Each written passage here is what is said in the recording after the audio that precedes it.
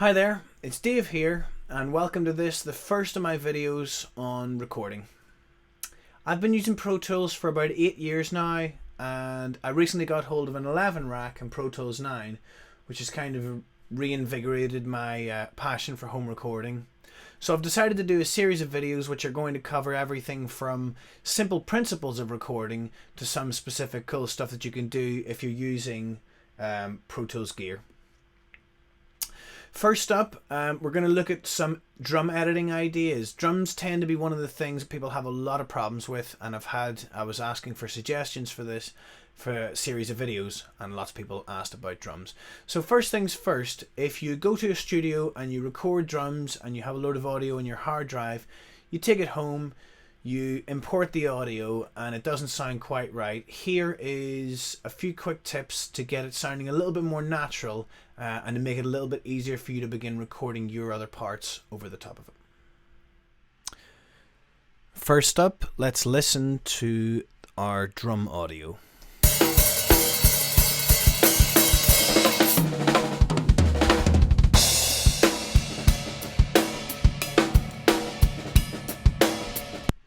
Okay. Now, although Darby's playing very nicely on that, the actual drum sound itself isn't so great. There are a number of things that we can do to begin to bring the kit to life and to make it sound much more natural and create that space of a drum kit in a room. First thing is the overheads. We have a stereo pair of overheads, so if we spread the mics,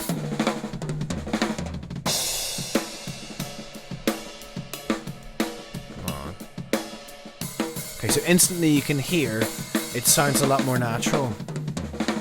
You can hear the toms are around different sides of the kit. The ride is to the left, the hats are on the right hand side.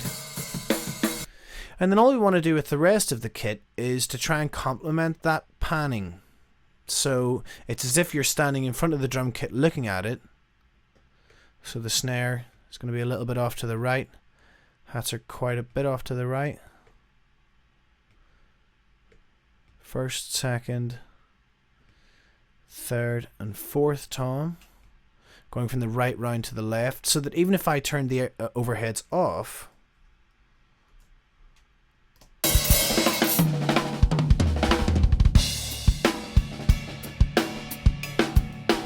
you can still hear that spread of the kit across the stereo picture. The next problem that we have is that the tom mics are picking up a lot of information other than just the toms. So if we just isolate one of those,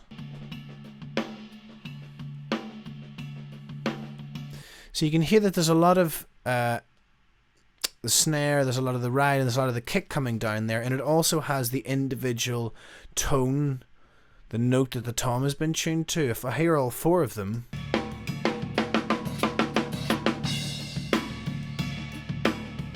you can hear there's lots of sort of dull sort of hum in it. Now, if I play this back and I mute all four toms, you'll hear a massive difference.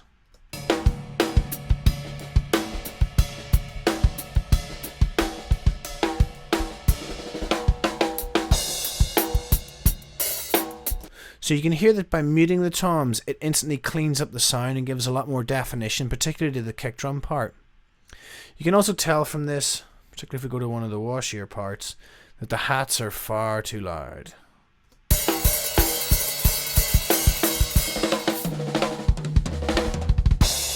And so are the cymbals.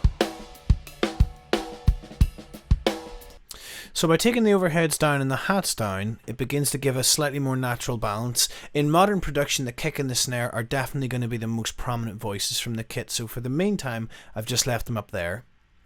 Now we get on to the problem of what to do with these toms in order to limit the problem that we have of spill.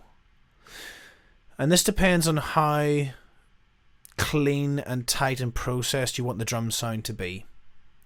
One option is to put a gate on. I'll do a little bit on gating in a different video, but the other option is what's called stripping the toms, and we're going to look at that in the next video. Now remember, these are just guidelines I'm presenting.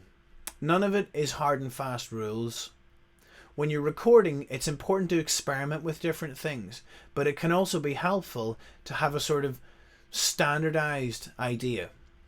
By panning the kit like this, you create a more natural and realistic drum sound.